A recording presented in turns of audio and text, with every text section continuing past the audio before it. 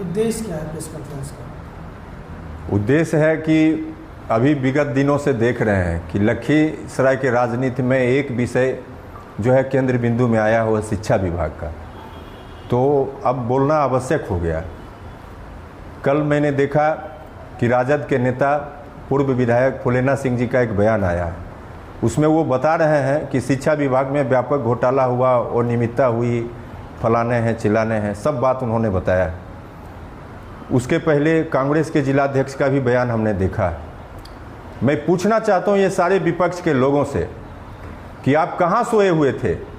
ये सब बातें जब प्रेस मीडिया के माध्यम से जनता के बीच चली गई, जनता इस न्यायिक प्रक्रिया को देख रही और सरकार के क्रियाकलापों में भरोसा रख रही है। स्वयं उप मुख्यमंत्री विजय कुमार सिन्हा जी इस भ्रष्टाचार को लेकर के बहुत ही संवेदनशील थे और उन्होंने 1 अप्रैल को पूरा मामला जब सामने आ गया, पूरा मटेरियल उनके पास गया कि शिक्षा विभाग में अनियमितता हो रही है। बिहार की जो सरकार है भ्रष्टाचार पर जीरो टॉलरेंस के नीति पर हम लोग आगे बढ़ रहे हैं, न किसी को बचाते हैं न किसी को फंसाते हैं, इसी नीति पर सरकार आगे बढ़ी। मामला जब 23-24 तारीख को सामने आया, स्वयं डिप्टी सीएम साहब ने इस पर संज्ञान लिया।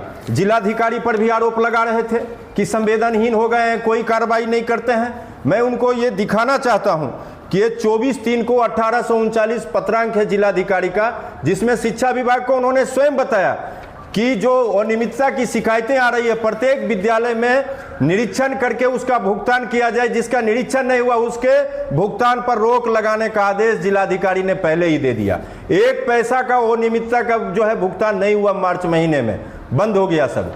उसके बाद जांच का आदेश 1 तारीख को उन्होंने 1 अप्रैल को अपर मुख्य सचिव को स्वयं विजय सिन्हा जी ने आदेश दिया कि मामले का पूरा जांच किया जाए। फिर जो है 2 तारीख को शिक्षा मंत्री को उन्होंने पत्र भेजा कि इसका पूरे राज्य में इस तरह की शिकायतें और भी पाई जा रही है, जिस पर पूरा जांच किया जाए। जब जांच चलने लगी, जांच गति पकड़ लिया, जांच सही दिशा में जा रहा है, तो ये सारे महागठबंधन के लोग जांच को प्रभावित करने के लिए एक व्यक्ति का बार बार नाम ले रहे हैं। मैं पूछना चाहता हूं कि इस जांच के पीछे निष्पक्षता का क्यों नहीं आप आगे बढ़कर वकालत किए? कहां सोए हुए थे जब भारतीय जनता पार्टी के सभी कार्यकर्ताओं ने इसको परत दर परत उघाड़ने लगा और उप मुख्यमंत्री जी जांच का आदेश दे दिए? ये लोग तब तक सोए रहे, कहीं इनकी कोई गतिविधि नहीं थी। वास्तव में ये लोग अलग अलग वेंडर के माध्यम से इस लूट योजना में शामिल है। मैं दावे से ये बात कह रहा हूं। ये सुमित आदित्य ट्रेडर्स कौन है, इसका खुलासा करें हमारे विपक्ष के लोग। ये ट्रेडर्स के लोग महागठबंधन के हैं, दावे से मैं बोल रहा हूं। दूसरा है रूपा कुमारी के नाम से भी कार्य आवंटित हुआ, इस पर तो ये लोग चुप्पी साध लिए हैं।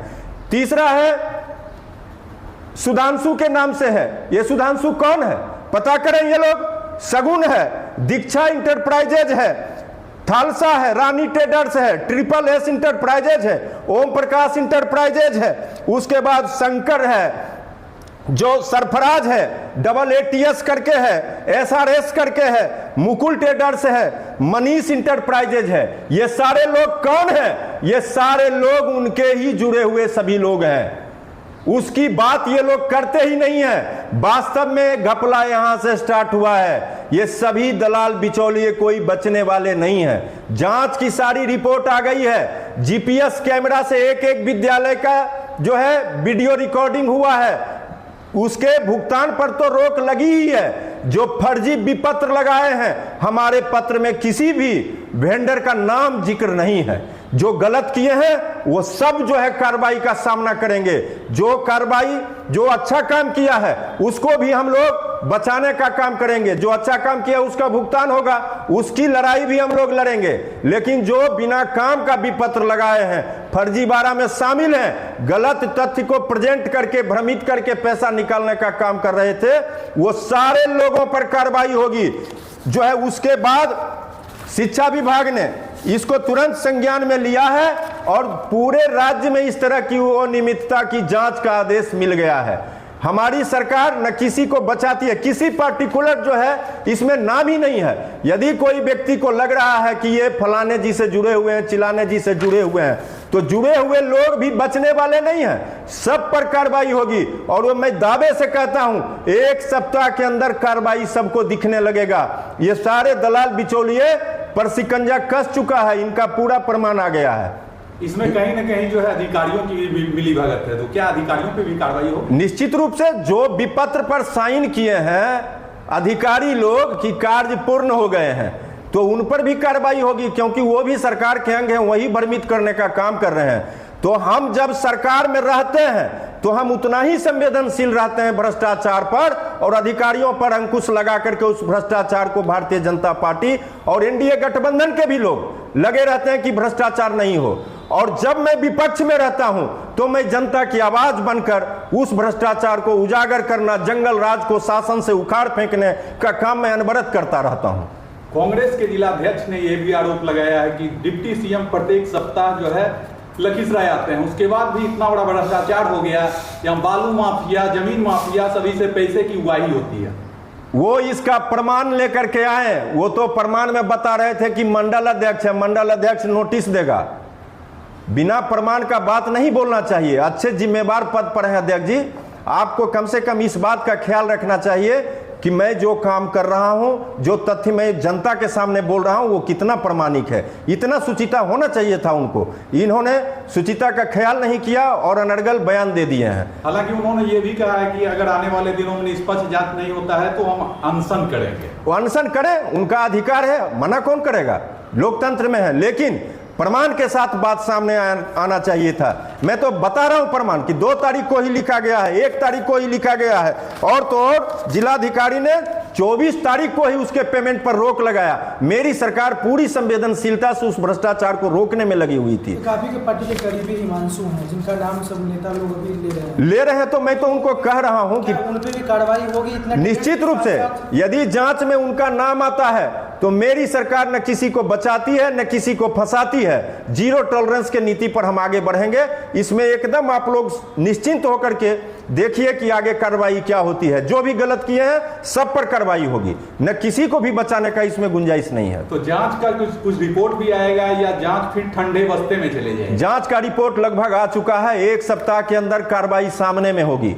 मैं आपके माध्यम से पूरे जिला में ये बात मैं कह रहा हूं कि कार्रवाई 1 सप्ताह के अंदर आपको दिखने लगेगा।